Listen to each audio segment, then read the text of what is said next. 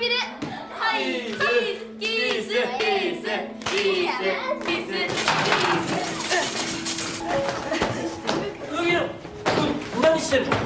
Hai semuanya, kali ini Mimin akan bercerita tentang satu buah film yang berjudul Monster. Film ini rilis pada tahun 2023 dan berasal dari Jepang. Dan di sini Mimin akan bercerita tentang 3 sudut pandang dari tokoh-tokohnya. Karena ternyata ada banyak monster yang tidak terlihat dalam kehidupan kita. Siapakah monster-monster itu? Jadi begini ceritanya. Kisah ini dibuka dengan menampilkan seorang ibu single parent bernama Saori. Dia membesarkan putra tunggalnya yang bernama Minato yang sekarang masih kelas 5 SD. Suatu malam, mereka menyaksikan kebakaran di gedung sebelah. Di tengah peristiwa itu, Minato bertanya, jika otak manusia ditukar dengan otak babi, apakah dia masih manusia atau berubah jadi babi? Saori pun bingung. Dia bertanya dari mana anak ini mendengarkan hal itu. Dan Minato menjawab bahwa gurunya yang bernama Hori Sensei lah yang mengatakan hal itu. Hori Sensei. Keesokan paginya, setelah Minato pergi ke sekolah, Saori bekerja seperti biasa di pabrik konveksi. Di tempat kerja, dia mendengar gosip dari rekan-rekannya bahwa Pak Hori Sensei ini memiliki reputasi buruk karena sering mengunjungi bar yang dilayani wanita-wanita seksoi. Namun, Saori mencoba menepis pikiran negatifnya dan berprasangka mungkin saja gurunya hanya merasa kesepian. Hari-hari berikutnya, Saori mulai menyadari perilaku aneh dari Minato. Dia memotong rambutnya sendiri tanpa alasan yang jelas dan suatu malam anaknya pulang dengan kehilangan salah satu sepatunya. Namun Saori menyimpan semua rasa penasaran di hatinya karena hari itu adalah ulang tahun mendiang suaminya. Pagi harinya, Saori menemukan kerikil dalam botol minum Minato yang sedang menyiapkan bekalnya. Ketika ditanya, Minato beralasan itu hanya untuk eksperimen sains saja. Namun perilaku aneh Minato terus berlanjut hingga suatu malam dia tidak pulang tepat waktu. Setelah mencari ke berbagai tempat, Saori menemukan sepedanya di sebuah stasiun terpencil dan ada bekas kereta yang sudah sangat tua. Saat masuk ke dalam, dia mendengar Minato menyanyikan sebuah lagu aneh berulang kali.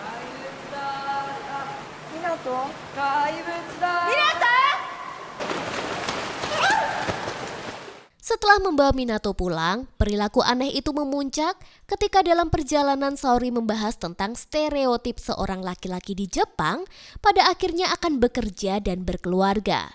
Minato seperti tidak nyaman mendengarkan hal itu. Dan tiba-tiba dia melompat keluar dari mobil dan jatuh terlempar di pinggir jalan. Akhirnya Saori pun membawa anaknya ke rumah sakit. Meski lukanya tidak serius, Saori memanfaatkan kesempatan itu untuk memeriksa kondisi mental Minato. Hasilnya, Minato dinyatakan sehat. Namun saat Saori memberitahukan hal itu, Minato tampak kecewa. Ketika Saori menanyakan apa yang sebenarnya terjadi di sekolah, Minato bilang bahwa dia merasa seperti otaknya telah tertukar dengan otak babi.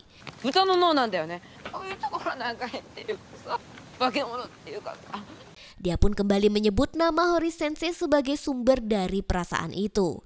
Saori juga menyadari ada luka di telinga Minato. Dan ini pun membuatnya yakin bahwa sang guru tidak hanya menyakiti Minato dengan kata-kata, tetapi juga secara fisik. Pagi itu Saori langsung menemui kepala sekolah untuk melaporkan apa yang anaknya Minato ceritakan. Kepala sekolah hanya mencatat laporan Saori dan anehnya langsung pergi begitu beberapa guru tiba.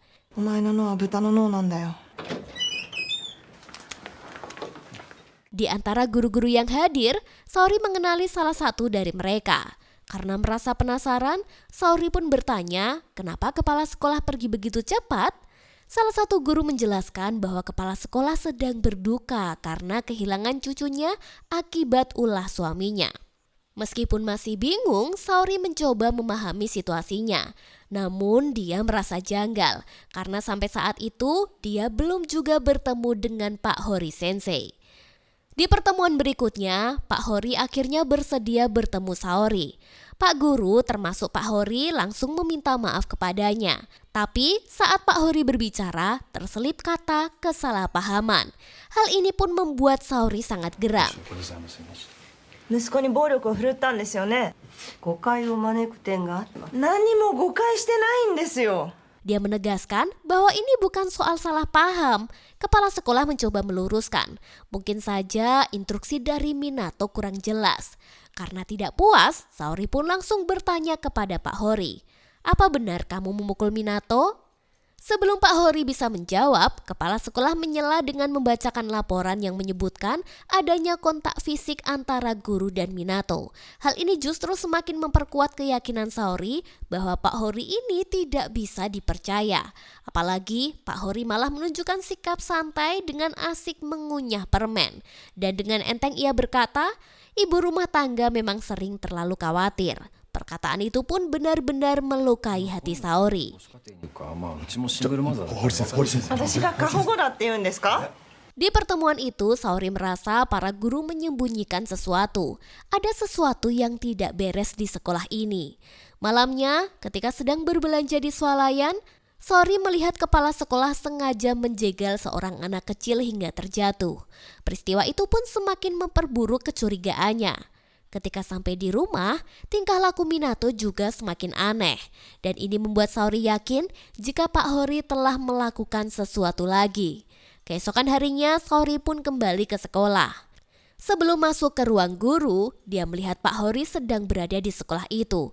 Namun ketika dia tiba di ruang guru, kepala sekolah mengatakan bahwa Pak Hori sedang tidak ada di sekolahnya. Saori yang jengkel dan merasa dipermainkan oleh pihak sekolah mencoba menyangkal pernyataan itu. Dalam diskusinya, Saori menyampaikan bahwa tidak semua guru di sekolah ini tuh buruk, tapi ada beberapa yang memang punya perilaku kasar. Dia bahkan menyindir kepala sekolah atas insiden kasar terhadap anak kecil yang dia saksikan semalam. Tidak mendapatkan jawaban yang memuaskan, Saori pun memutuskan mencari Pak Hori sendiri. Akhirnya, dia berhasil menemukannya di luar ruangan. Pak Hori tiba-tiba bertanya kepada Saori, apakah Minato menyimpan senjata atau pisau di rumah? Pertanyaan itu pun langsung membuat Saori kebingungan.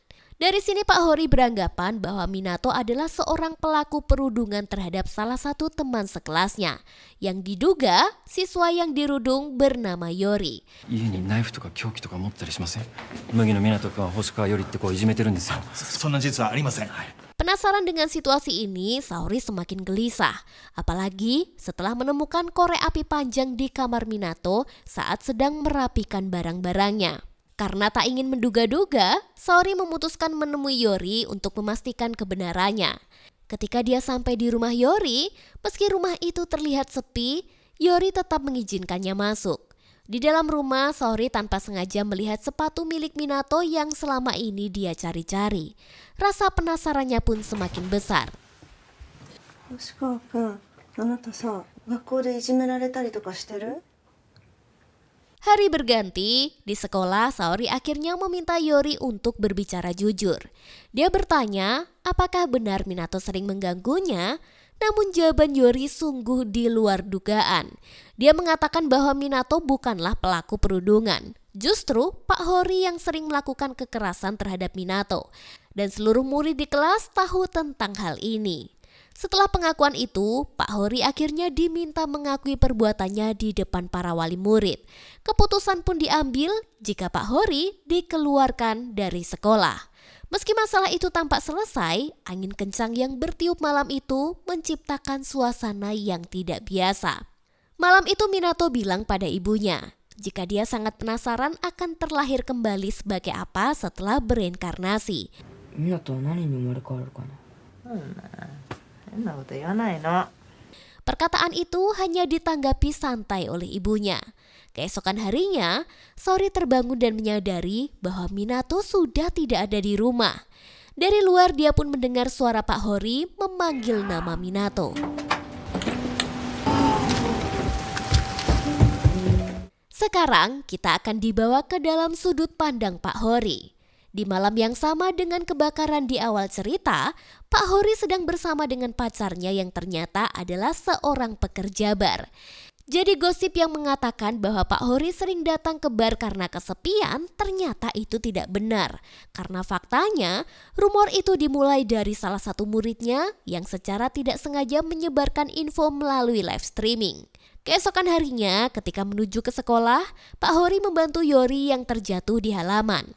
Selama mengajar di kelas, dia terlihat sebagai seorang guru yang profesional dan penuh perhatian. Itu semua sangat berbeda dengan sudut pandang Saori sebelumnya. Namun di tengah pelajaran, Minato tiba-tiba mengamuk tanpa alasan yang jelas. Dalam insiden itu, Pak Hori yang mencoba menenangkannya tanpa sengaja malah menyiku hidung Minato hingga mengeluarkan darah. Tak ada perlakuan kasar sedikit pun dari Hori Sensei. Dari kejadian itu, terlihat bahwa Pak Hori sebenarnya adalah seorang guru yang baik. Namun masalah muncul saat Pak Hori mendengar bahwa Saori mendatangi sekolah untuk menyampaikan protesnya. Para guru melarang Hori untuk menemui Saori karena takut situasinya semakin rumit. Meskipun begitu, Hori tetap ingin mengungkapkan kebenarannya. Namun, salah satu rekan guru menjelaskan bahwa jika Minato terpaksa pindah sekolah akibat masalah ini, dia mungkin tidak akan bisa mengikuti ujian di sekolah lain. Hal ini pun membuat Pak Hori kasihan dan berpikir ulang sebelum bertindak. Setelah banyak perdebatan, Pak Hori akhirnya memutuskan untuk berbicara langsung dengan kepala sekolah. Dia mencoba menjelaskan bahwa insiden hidung Minato yang terluka hanyalah kecelakaan, tanpa ada unsur kesengajaan. Namun respon kepala sekolah sangat mengecewakan. Dia tampak acuh dan malah mengalihkan pembicaraan dengan menunjukkan foto cucunya. Keanehan ini pun semakin mengganggu pikiran Pak Hori. Terlebih setelah mendengar dari seorang rekan guru bahwa ada rumor kepala sekolah yang sebenarnya terlibat dalam kecelakaan cucunya. Dan diduga pelakunya itu bukanlah suaminya seperti yang selama ini dipercaya orang-orang. 駐車場で孫を引いたの校長先生本人なんじゃないかって。 Dalam kebingungannya itu, Pak Hori memutuskan untuk mendatangi rumah Yori. Di sana dia bertemu dengan ayah Yori. Namun bukannya memberikan kejelasan, ayah Yori justru berbicara dengan nada yang aneh. Dia menyebut Yori sebagai beban dan monster yang harus diubah menjadi manusia normal.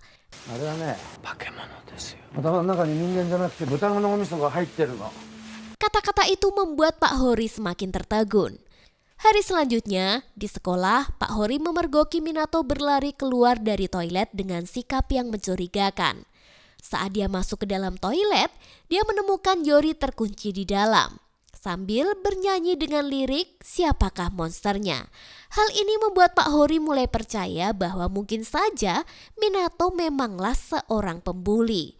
Sementara itu, Saori, ibu Minato, merasa situasi di sekolah semakin tidak terkendali.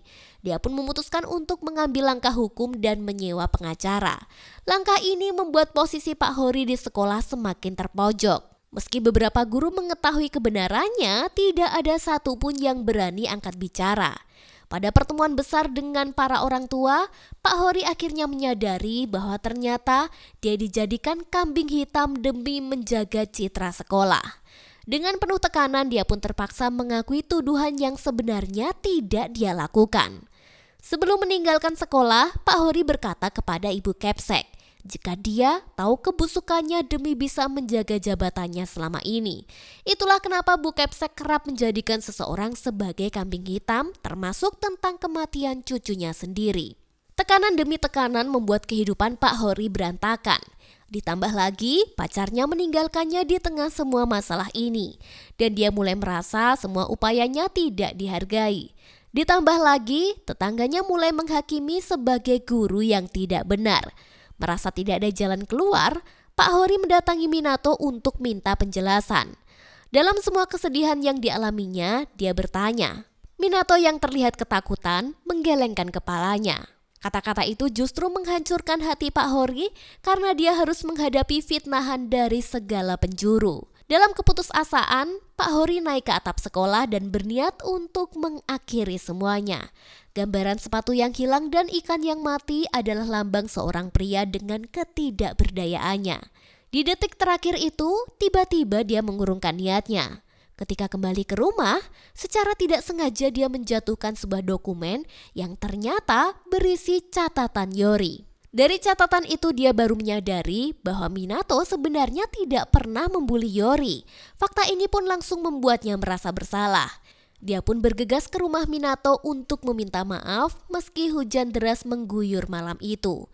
Namun sesampainya di rumah Minato, dia mendapati jika Minato tidak ada di sana. Dengan kondisi panik, Saori dan Pak Hori memutuskan untuk mencarinya bersama. Mereka pun menuju rel kereta tua tempat Minato pernah terlihat sebelumnya. Sepanjang perjalanan mereka saling berbagi cerita. Dan akhirnya mereka menyadari bahwa semua yang terjadi adalah serangkaian kesalahpahaman yang terus berkembang akibat pikiran buruk manusia. Dan tibalah ketika mereka di lokasi, mereka dihadapkan pada situasi yang mengerikan. Area itu ternyata terkena tanah longsor. Dengan penuh kekhawatiran, mereka terus mencari Minato di tengah puing-puing. Dalam perjalanan mencari Minato, Saori mencoba mencari penjelasan dari Pak Hori. Dengan suara cemas dia bertanya, apa maksud Minato dengan terlahir kembali? Apakah dia berniat melakukan sesuatu yang berbahaya? Pertanyaan itu membuat suasana semakin tegang, dan Pak Hori hanya bisa terdiam tidak tahu bagaimana menjawabnya. Ketika akhirnya mereka tiba di lokasi rel kereta api tua, suasana pun semakin mencekam. Di bawah langit gelap yang masih diguyur hujan, mereka melihat sebuah kereta tua yang tampak sudah lama tidak terpakai. Dengan hati-hati mereka mendekati kereta itu dan berharap menemukan Minato di dalamnya. Tanpa pikir panjang, Saori dan Pak Hori berusaha membuka pintu kereta yang terkunci rapat meskipun rasa takut menyelimuti keduanya. Kini cerita beralih ke sudut pandang seorang Minato. Pagi itu, dalam perjalanan ke sekolah, Minato bertemu dengan Yori. Mereka sempat berbincang sebentar hingga Kamata tiba-tiba datang dan mengganggu Yori. Minato hanya diam dan tidak ikut campur. Dari sini terlihat jelas bahwa bukan Minato yang membuli Yori, melainkan adalah Kamata. Ketika jam pelajaran selesai dan waktu bersih-bersih dimulai, Pak Hori meminta Minato dan Yori untuk memindahkan barang ke ruangan lain. Saat ruangan sudah sepi, percakapan antara mereka pun terungkap. Minato dan Yori sebenarnya adalah teman yang cukup dekat. Yori ini adalah anak laki-laki tapi berpenampilan cukup feminim. Meski sering mengobrol, diam-diam mereka sepakat untuk tidak terlalu akrab di depan orang lain. みんなの前で話しかけないで Malamnya, di dalam rumah Minato memotong rambutnya seolah ingin mengubah sesuatu di dalam dirinya.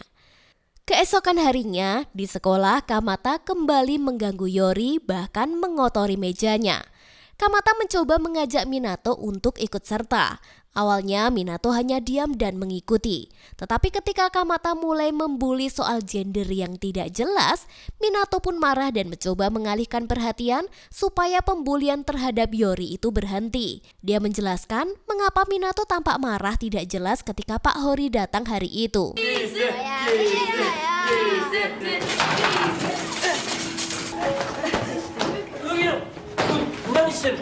Ini pun menjelaskan mengapa Minato tampak marah tidak jelas ketika Pak Hori datang di hari itu. Minato dan Yori sering menghabiskan waktu bersama di luar sekolah, termasuk mengunjungi rel kereta api tua yang menjadi tempat rahasia mereka. 行ったらもったいないじゃんそっちは晴れですか Suatu hari, mereka menemukan seekor kucing yang mati.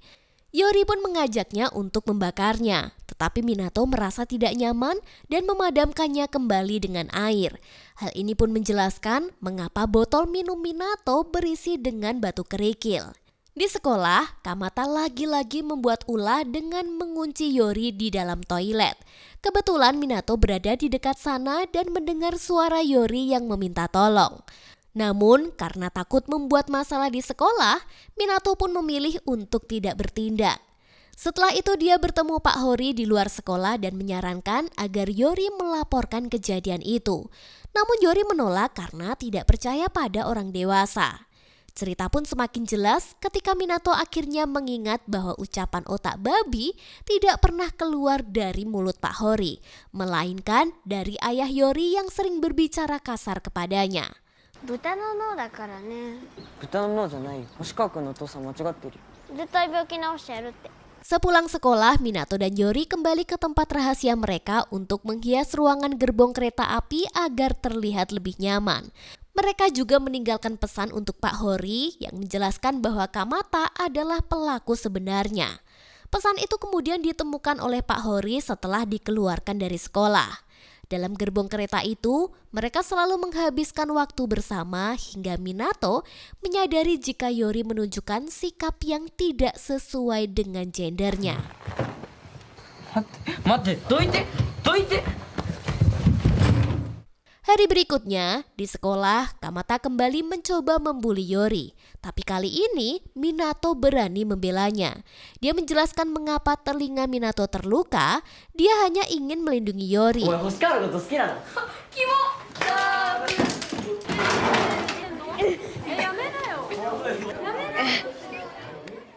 Malam itu, merasa bersalah atas semua yang terjadi, Minato pun pergi ke rel kereta tua dan berharap Yori ada di sana.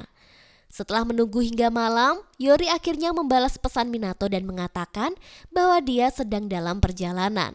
Saat Minato sedang menunggu di terowongan tua, dia mulai menyanyikan lagu Siapa Monster untuk mengusir rasa cemasnya. Tidak lama kemudian, ternyata ibunya lah yang datang untuk menjemputnya. Tetapi bersamaan dengan itu, ternyata Yori juga telah tiba. Namun, Yori pun langsung pergi tanpa berbicara apa-apa. Dalam perjalanan pulang, terungkap alasan mengapa Minato melompat keluar dari mobil sebelumnya, yaitu karena Yori masih menunggunya di dalam gerbong. 一番の宝物。どうした港？ Setelah pulang dari rumah sakit, Minato akhirnya mendatangi rumah Yori untuk meminta maaf. Di sana Yori terlihat lebih tenang setelah mendapatkan sedikit perhatian dari ayahnya.